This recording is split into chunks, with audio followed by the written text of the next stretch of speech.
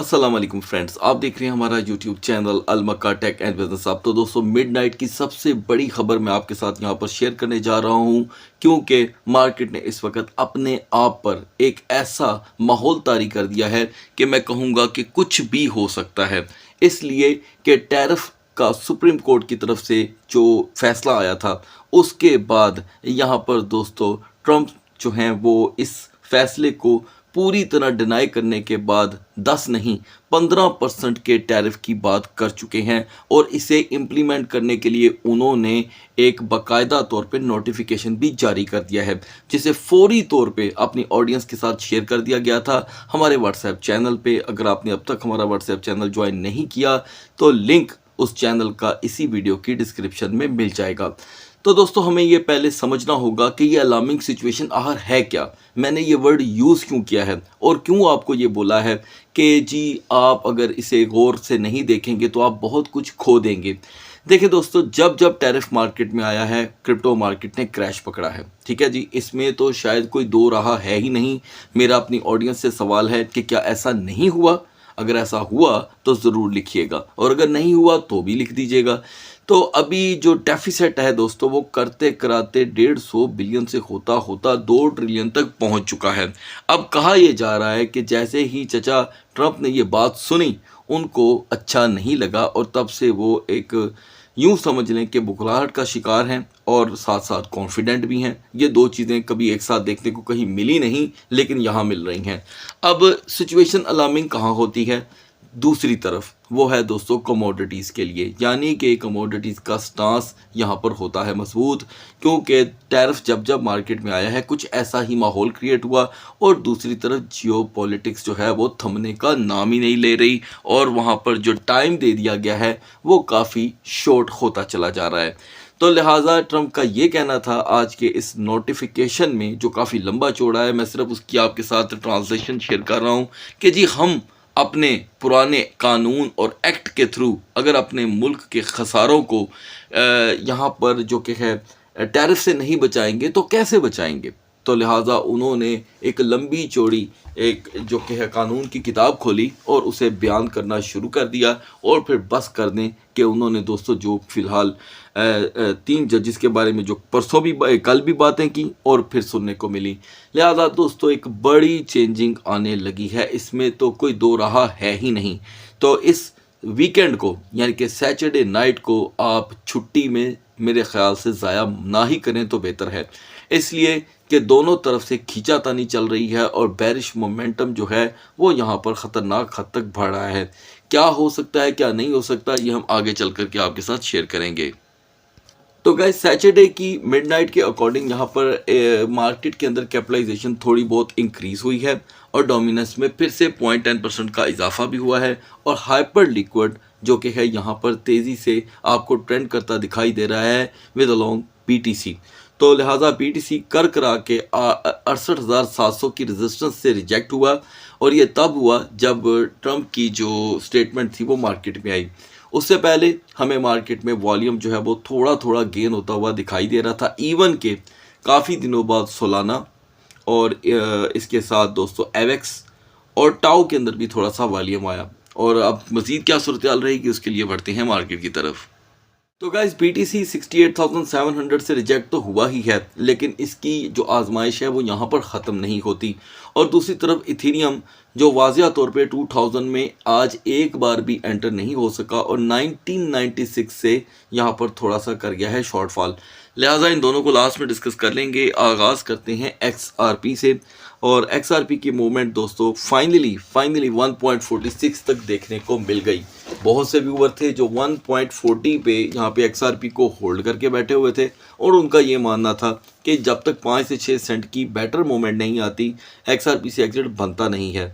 फ़िलहाल हम अभी भी 1.40 को ही इसका रिवर्सल मानते हैं। पिछले दिनों XRP सेवरल टाइम 1.40 को ब्रेक कर चुका है, तो अभी भी अगर ये ब्रेक हो जाएगा तो कोई बड़ी बात नहीं होगी। नो BNB की आज की सपोर्ट थी गाइस 615 से 620। आपको ये भी बताया गया था कि ये सपोर्ट हुई है मजबूत। अचानक इसका जो हैवी आज इम्पैक्ट रहा वो 634 का था और तब से लेके अब तक BNB रिवर्सल ही हो रहा है। मैं समझता हूं कि 615 के अब के सेशन में यहां पर ट्रिगर होने के चांस ज़्यादा रहेंगे और रेजिस्टेंस कदरे वीक रह सकती है, जैसे कि 629 से 632 सोलाना के लिए दोस्तों में 85.50 की रेजिस्टेंस चाहिए थी और लो दरकार था 83.50, जो हम पहले से ही देख चुके थे। और हमने 84.00 का लो देखा, हाई रहा 86.74 का। और अभी यहाँ पर सोलाना का बिहेव जो है वो 85.20 को प्रोटेक्ट करने की तरफ लगा हुआ है, जिसके लिए ज़रूरी है कि इसका 7 डे वॉल्यूम स्ट्रॉन्ग रहे, जो कि यहाँ पे वीक हो रहा है। अगर सुबह भी हमें इसका 7 डे वॉल्यूम वीक देखने को मिलता है तो आप नॉर्मली फिर से 85 से जो कि है नीचे गिर जाएंगे और तकरीबन 84.20 का लो तो बिल्कुल नॉर्मल लो कहलाएगा। अब आते हैं BCH पे। BCH दोस्तों आज अपनी मूवमेंट में बहुत ही ज़्यादा यहाँ पर स्ट्रॉन्ग बिहेवियर लेकर आया और हम 562 से नीचे नहीं जा सके। अलबत्ता हाई 575 का था, फिर भी मैं समझता हूँ कि एक सेशन के सक्सेसफुल ना होने से कुछ रह नहीं जाता, तो लिहाजा सपोर्ट तो चेंज नहीं होती, 550 से 555 ही रहेगी। फिलहाल यहाँ पे मैं लिंक को इग्नोर कर दूंगा। ऐड करना चाहेंगे हम यहाँ पर जी कैश को। दोस्तों जी कैश की आज की जो सपोर्ट थी वो 255 से 260 थी और जी कैश ने 258 का लो तो दे दिया, यानी कि 260 की सपोर्ट हो गई utilize. So now we are on hold, तो लिहाजा 265 से 268 की वापसी जी कैश की यहाँ पर बनती है, इसीलिए कि जी कैश पिछले तकरीबन 5 दिन से मुसलसल स्टक है और ये इसकी समझ लें कि लैंग्वेज नहीं है इतना ज़्यादा एक लेवल पे स्टे करना, तो चांस बन रहे हैं इस चीज़ के और ये ऑन रहेंगे। फर्दर डिटेल में हम पहले ऐड कर लेते हैं यहाँ पर यूनी स्वैप को। आज की दोस्तों यूनी स्वैप की परफॉर्मेंस हमारी बहुत ही ज़बरदस्त रही। 3.50 आज की सपोर्ट थी और ये 3.54 से बाउंस लेकर 3 जो कि है 68 का हाई दे चुका है, 68 का आई मीन। तो ये तकरीबन 14 सेंट की ट्रेड थी, अभी भी ये ऑन रहेगी। मैं समझता हूँ 3.50 को हम फोकस करेंगे और 3.68 से 3.72 की रेजिस्टेंस दोबारा वापस देखने को मिल सकती है। अब आते हैं दोस्तों XAUT की तरफ, यानी कि गोल्ड बैक्ड टोकन की तरफ। तो लिहाजा जब हमने इसे सुबह डिस्कस किया ये ऑलरेडी 5090 पे था, आपको अपडेट किया गया था कि अगर हम इसी रेजिस्टेंस को कंटिन्यू कर लेते हैं सेकंड ट्रेडिंग सेशन में तो नॉर्मली हम यहाँ पर 51.05 51.10 का हाई देखेंगे और लोअर साइड ऑब्वियसली 50.75 और 50.80 की तरफ लेकर के जाती है।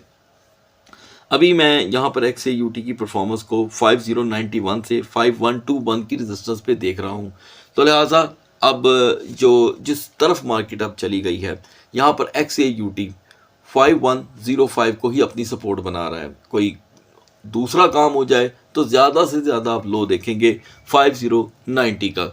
अब अपर लेवल के लिए बात चली जाती है दोस्तों पीर वाले दिन पे, लेकिन उससे पहले हम इसमें जो रेजिस्टेंस देख रहे हैं वो 5125 तक की रहेगी। अब आते हैं दोस्तों BTC और इथेरियम के कैंडल चार्ट की तरफ। तो guys now we are on the chart of BTC और पिछले 12 घंटों से कम BTC को हर तरफ से मिली तो सपोर्ट ही है, लेकिन यहाँ पर मुस्तकिल मिजाजी की कमी है। एनीवे 68,700 से रिजेक्शन के बाद यहाँ पर बनी है दोस्तों एक बेरिश इंगल्फिंग कैंडल जिसका शेडो बहुत गहरा है। अलबत्ता 68,500 को हम कोई वीक लेवल कंसीडर नहीं कर सकते, लेकिन जो मूवमेंट है वो काफ़ी ज़्यादा स्लो है, इतनी ज़्यादा कि जो सोच पैदा करती है कि कहीं ये हमारे लिए ट्रैप तो नहीं है। लिहाजा 68,000 तक अगर हम वापस आ जाते हैं तो मार्केट का रिवर्सल फिर से 67,200-300 तक बन सकता है, लेकिन दिन का आगाज़ अगर हमें 68,800 से मिलता है तो यकीनन 69,200 69,500 will be the next high. लेकिन क्योंकि संडे है तो वॉल्यूम बड़ा इन कंट्रोल रहेगा। अगर यही संडे का सेकंड ट्रेडिंग सेशन होता तो मैं यहाँ पर कुछ और आपके साथ शेयर कर रहा होता, क्योंकि संडे के सेकंड ट्रेडिंग सेशन में मार्केट का माहौल बहुत बदल जाता है, जस्ट लाइक वर्किंग डे। तो अभी के लिए हम ADA, डोज और यूनिस्वैप को इग्नोर नहीं करेंगे, बढ़ते हैं इथेरियम के कैंडल चार्ट की तरफ। इथेरियम की सेकंड ट्रेडिंग सेशन की जो मूवमेंट थी दोस्तों कम से कम सुबह से बेहतर थी। सुबह तो 5 से 7 की मूवमेंट थी, लेकिन अभी हमने देखी 29 की मूवमेंट और यहाँ पर हम देख रहे हैं दोस्तों एक बुलिश मोमेंटम जो इथेरियम को 1990 पे ला के सुला देता है, जिससे हमें फिर वही BTC वाला डाउट होता है और इसका शेडो भी डाउन पे है। तो बेहतर ये होगा कि हम 2010-2020 का वेट करें, वहाँ पर रेजिस्टेंस मिले हमें 30 मिनट की, तो फिर 2045 तक का यहाँ पे इंतज़ाम हो सकता है। लेकिन अगर हम 1980 1975 पे रिवर्सल देते हैं तो फिर 1950 के लिए ऑब्वियसली माइंड सेट बन जाता है। हेल्पफुल टोकन है यहाँ पे BGP, BCH और Zcash। सो गाइस, सुबह तक अल्लाह हाफिज़।